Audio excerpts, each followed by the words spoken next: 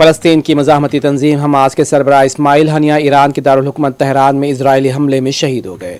فلسطینی تنظیم حماس نے آج تصدیق کی ہے تنظیم کے سیاسی دفتر کے سربراہ اسماعیل ہنیہ کو تہران میں ایک اسرائیلی حملے میں شہید کر دیا گیا۔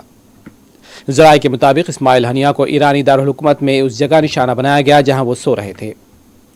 مقامی وقت کے مطابق رات 2 بجے ہونے والے حملے میں ایک میزائل براہ راست اسماعیل ہنیہ کے جسم پر داغا گیا۔ ذرائع نے بتایا کہ واقعے میں اسماعیل ہنیہ کے ساتھ ان کے ایک ساتھی وسیم ابو شعبان بھی شہید ہوئے ہیں۔ ذرائع کے مطابق حماس نے اسماعیل ہنیہ کی شہادت کی تصدیق کر دی ہے۔ وہ ایرانی صدر کی تقریب حلف برداری میں شرکت کے لیے ایران گئے تھے۔ حماس کی جانب سے بتایا گیا ہے کہ تہران میں اسرائیلی حملے میں اسماعیل ہنیہ شہید ہوئے۔ حماس کے سربراہ پر حملے کے ذمہ داران کو سزا دی جائے گی۔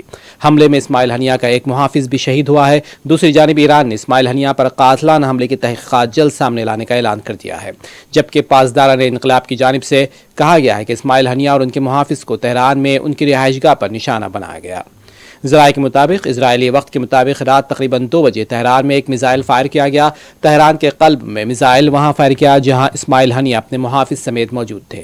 اسماعیل ہنیہ غزہ جنگ بندی مذاکرات میں بطور مذاکرات کار شریک تھے۔ انہیں 2017 میں حماس کا سربراہ مقرر کیا گیا تھا۔